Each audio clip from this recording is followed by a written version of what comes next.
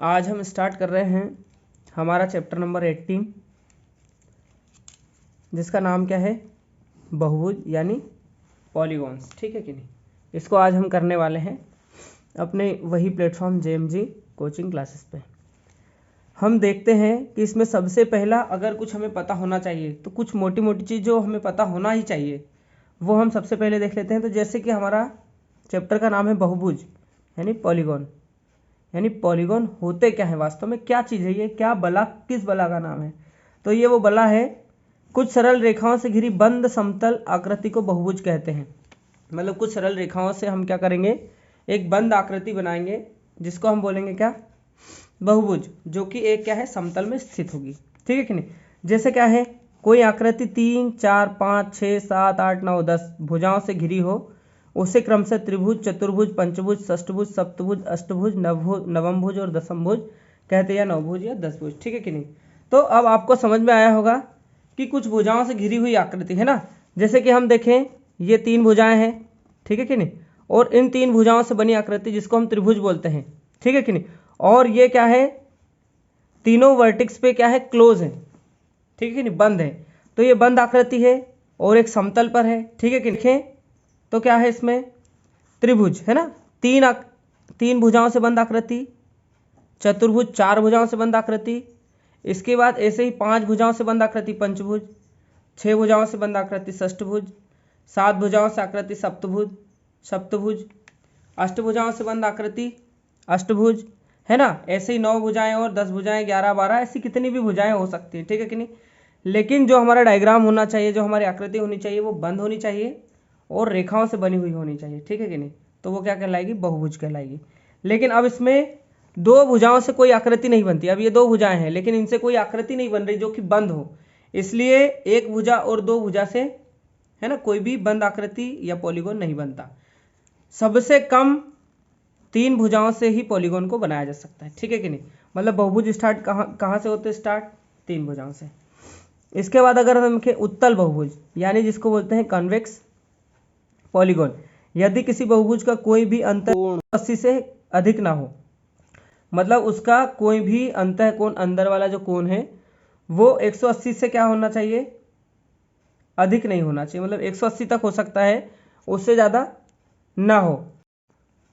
अगर कोई ऐसी आकृति है जिसके अंतःकोण जो है वो 180 से अधिक ना हो, यानी 180 हो सकता है, उससे, है ना, ज़्यादा नहीं होना चाहिए, 181 डिग्री नहीं होना चाहिए, उसको हम बोलेंगे क्या, उत्तल बहुभुज। ठीक है।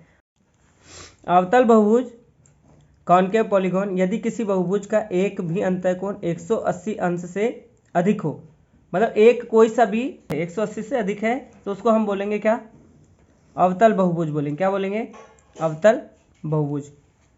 समबाहु बहुभुज रेगुलर पॉलीगॉन, यदि किसी बहुभुज की सभी भुजाएं समान हो उसे समबाहु बहुभुज कहते हैं।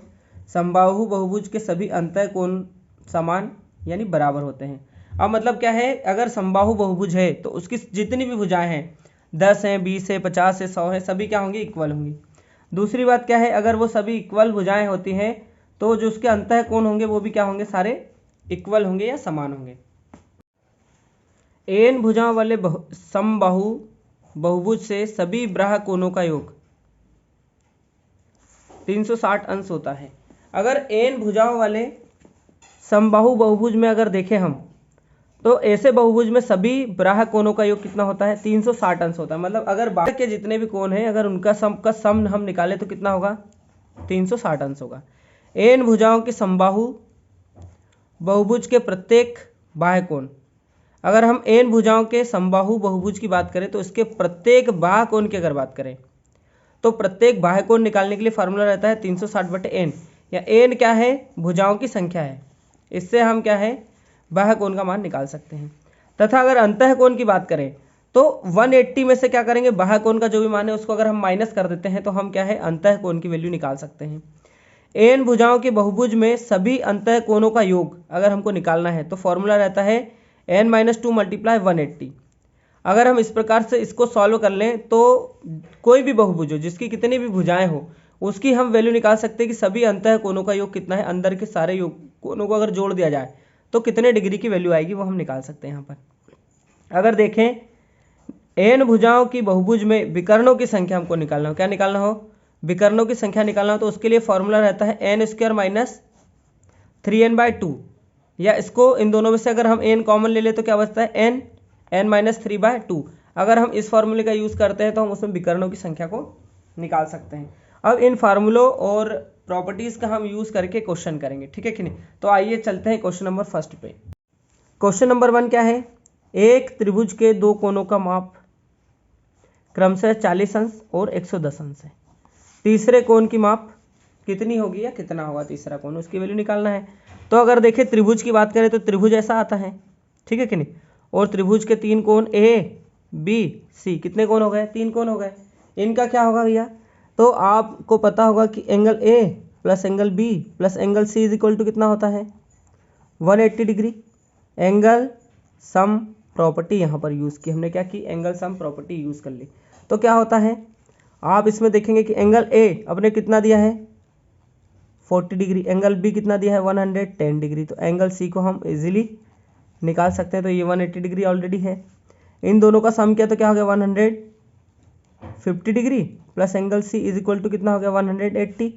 अब एंगल C को इधर ही रहने दो, 150 को उधर ले आओ, तो ये 180 में से क्या हो जाएगा माइनस हो गया कितना 150, तो कितनी वैल्यू आ गई एंगल C की, एंगल C की वैल्यू आ गई 30 डिग्री। इन दोनों को अगर माइनस करेंगे 180 में से 150 को, तो कितना बचेगा 130 डिग्री। यही क्या है हमारा आंसर है, मतलब हमारा जो तीसरा कोण होगा वो कितने का होगा 30 अंश का होगा। अगर हम बात करें क्वेश्चन नंबर 2 की, किसी षटभुज के सभी कोणों का योग कितना होगा। क्या है, षटभुज है और हमको कोणों का योग निकालने के लिए फॉर्मूला पता है, तो क्या होगा, फॉर्मूला लिख देते कोणों का योग, है ना, अंतः कोणों की बात चल रही है। तो कोणों का योग निकालने का फॉर्मूला क्या, n माइनस 2 मल्टीप्लाई क्या होता है 180 डिग्री। n कितना है, षटभुज, षटभुज में कितनी भुजाएं होती है 6, तो 6 माइनस 2 मल्टीप्लाई कितना हो जाएगा 180। 6 में से अगर 2 माइनस करें कितना बचेगा 4 गुना 180, कर लो जरा। तो कोणों का योग कितना आ गया बताओ जरा, यहीं पे कर देता हूँ ना।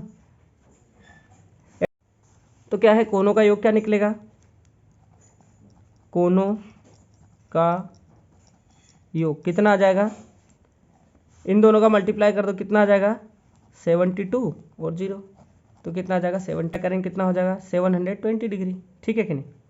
चलिए क्वेश्चन नंबर 3 क्या है, एक षटभुज में कितने विकर्ण होते हैं, ठीक है कि नहीं। अब षटभुज है तो अपने को क्या निकालना है, विकर्णों की संख्या, क्या निकालना है, विकर्णों की संख्या। फॉर्मूला क्या रहता है n square minus 3n upon में क्या गया 2। n की वैल्यू कितना है, अष्टभुज है यानी n की वैल्यू कितनी हुई 8, और 8 की घात कितना हो गया 2 माइनस 3 गुना क्या हो गया n की वैल्यू है 8 अपॉन में क्या गया 2, 8 8 जा कितना हो गया 64 माइनस 8 3 जा 24 अपॉन में क्या गया 2। करो सॉल्व कितना आ जाएगा, यहाँ पे बचेगा 40 अपॉन में आ गया 2, और कर लो सॉल्व कितना आ जाएगा 2 1 जा 2 2 2 जा 4 और हो गया 0, कितना आ गया 20। इसमें क्या होगा 20 विकर्ण होंगे, क्या होंगे 20 विकर्ण होंगे, यानी विकर्णों की संख्या कितनी होगी इसमें बहुभुज में 20 होगी। अब हम चलते हैं क्वेश्चन नंबर किस पे 4 पे। तो क्वेश्चन नंबर 4 क्या है, एक बहुभुज के 27 विकर्ण है, कितने हैं 27 विकर्ण है, इसकी भुजाओं की संख्या कितनी है। एक बहुभुज के 27 विकर्ण है तो विकर्णों की संख्या दी है, तो विकर्णों की संख्या वाला फॉर्मूला लगाएंगे। तो हमने लगाया कौन सा, विकर्णों की संख्या। क्वेश्चन करने के लिए आपको फॉर्मूला याद होना चाहिए, तो फॉर्मूला क्या है n स्क्वायर 3n अपॉन में आ गया 2।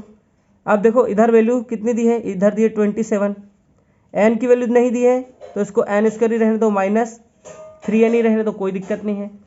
अब ये इधर जो 2 था अपॉन में है ना, इसको इधर ले आओ तो किस में चला जाएगा, ये मल्टीप्लाई में, तो इन दोनों का मल्टीप्लाई करेंगे कितना हो जाएगा 54 इज इक्वल टू क्या हो गया n स्क्वायर माइनस 3n। अब इसको इधर ले आओ तो क्या हो जाएगा n स्क्वायर माइनस 3n और माइनस कितना हो गया 54 इज इक्वल टू क्या आ जाएगा 0।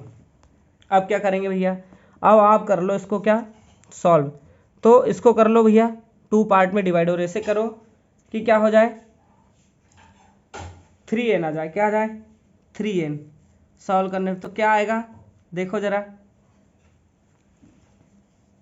है तो क्या होगा ये n स्क्वायर तो ठीक है minus 9n plus 6n minus 54 is equal to 0।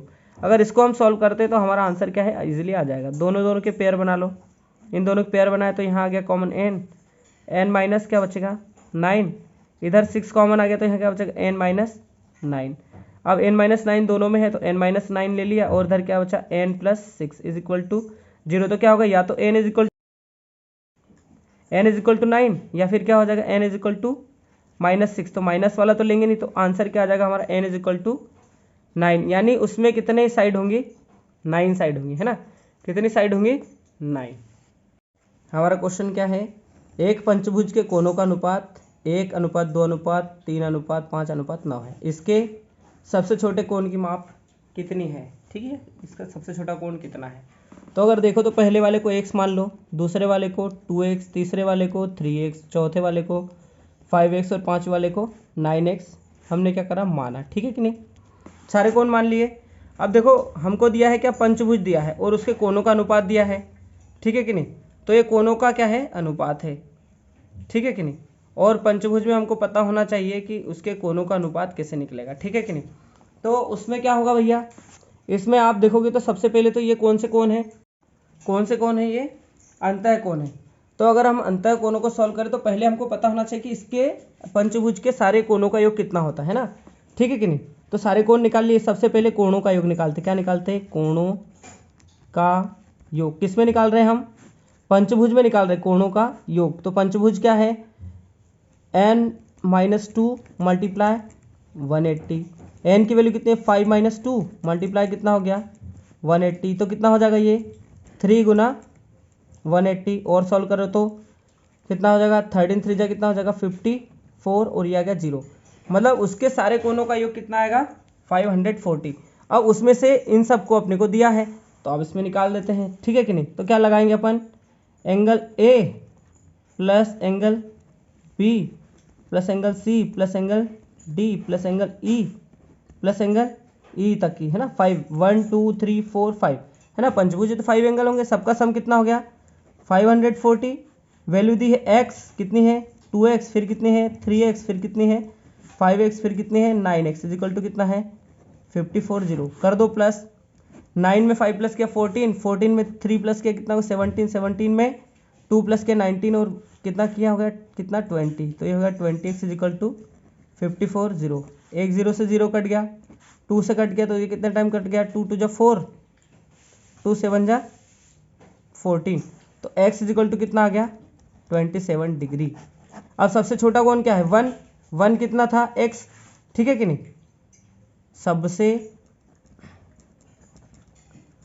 छोटा कोण x बराबर कितना है 27 डिग्री है, ठीक है कि नहीं। जो हमने क्या कर लिया, फाइंड कर लिया। अब चलते हैं हम कहाँ, क्वेश्चन नंबर 6 पर। क्या है क्वेश्चन नंबर 6 है, एक समबाहु बहुभुज के सभी अंतः कोणों का योग 1080 है। इस बहुभुज की भुजाओं की संख्या ज्ञात कीजिए। तो वही कोणों का योग वाला फार्मूला लगा, तो कोणों का योग क्या हो गया n माइनस 2 मल्टीप्लाई कितना हो गया 180। कोणों का योग कितना दिया है 1080 हमको दे दिया है। और ये कितना है n कितना है हमारे पास, n है हमारे पास नहीं पता, तो n माइनस 2 वैसे ही रहने दो। इधर क्या है 180, ये वाले 0 से ये वाला 0 कट गया। 18 के टेबल में कितने टाइम में आ जाता है 108, बता दो जरा, ठीक है कि नहीं। कितने टाइम में आ जाएगा, कितने टाइम में आ जाएगा बताओ, 6 टाइम में, है ना। अब क्या हो गया 6 तो यहाँ पर है, इधर क्या बचा n माइनस 2, ये माइनस 2 इधर लाए तो n इज इक्वल टू क्या हो गया 6 प्लस 2, यानी 6 प्लस 2 यानी कितना होगा 8 इज इक्वल टू क्या आ गया n। यानी हमारे पास कितनी संख्याएं होंगी, है ना, भुजाओं की संख्या कितनी होगी 8 होगी। किसी समबाहु अष्टभुज के प्रत्येक अंतः कोण तथा बाह्य कोण का अनुपात कितना है। तो सबसे पहले तो अंतः कोण का अनुपात पूछा है और अपने से क्या पूछा है, बाह्य कोण का अनुपात पूछा है। तो हमको पता है कि अष्टभुज में बाह्य कोणों का योग कितना होता है, ठीक है कि नहीं, जिससे हमको पता चल जाएगा कि उसका जो एंगल है बाह्य एंगल वो कितने डिग्री का है, ठीक है कि नहीं। तो सबसे पहले हम क्या करते हैं, लगाते हैं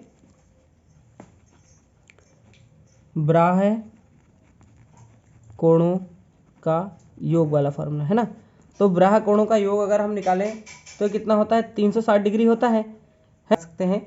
तो ब्राह कोणों का योग अपॉन में क्या आ जाएगा, है ना, भुजाओं की संख्या क्या आ जाएगा, भुजाओं की संख्या, है ना, बराबर क्या हो जाता है, तो क्या आ जाएगा, ब्राह कोण का मान निकल जाएगा। क्या निकल जाएगा, ब्राह कोण का मान। तो ब्राह कोण का मान निकालना है अपने को, ठीक है। अभी तो अपने को नहीं दिया ना ब्राह कोण का मान, ठीक है। तो ब्राह कोणों का योग कितना होता है, 360 अंश होता है सारा। और भुजाओं की संख्या कितनी, 8, 8 से कर दो। तो सबसे पहले किससे करोगे, 4 से ही कर दो, है ना, 4 दूनी 8, 4 8 32, 4 नाम 36, 9 बार गया और एक इधर आ गया 0, फिर कट कर दो तो कितना आ गया 45। यानी ब्राह कोण का मान कितना आ गया यहाँ पे, 45 अंश अपना निकल के आ गया। क्या आ गया, यहाँ पे आएगा ब्राह कोण का मान। तो अब हमारे पास ब्राह कोण का मान आ गया, तो हम अंतः कोण का निकाल सकते हैं। इसलिए अंतः कोण का मान क्या होगा, अंतः कोण का मान अपन निकालेंगे तो ये क्या हो जाएगा, 180 में से ब्राह कोण का मान निकल जाएगा, माइनस हो जाएगा ब्राह कोण, है ना। तो 180 में से क्या किया हमने, ब्राह कोण कितना है 45 डिग्री, इसको कर दिया माइनस, ठीक है कि नहीं। तो कितना बचेगा, कर दो, 10 में से 5 माइनस हो तो 5 बचा, और इधर 17 में से अगर हम 4 माइनस करेंगे कितना बचेगा 13, यानी 135 डिग्री का हमारा क्या होगा, अंतः कोण होगा, ठीक है कि नहीं। अब उनने पूछा अंतः कोण और ब्राह कोण का अनुपात, तो अब हम क्या निकालेंगे, अनुपात निकालेंगे। क्या निकालेंगे, अनुपात।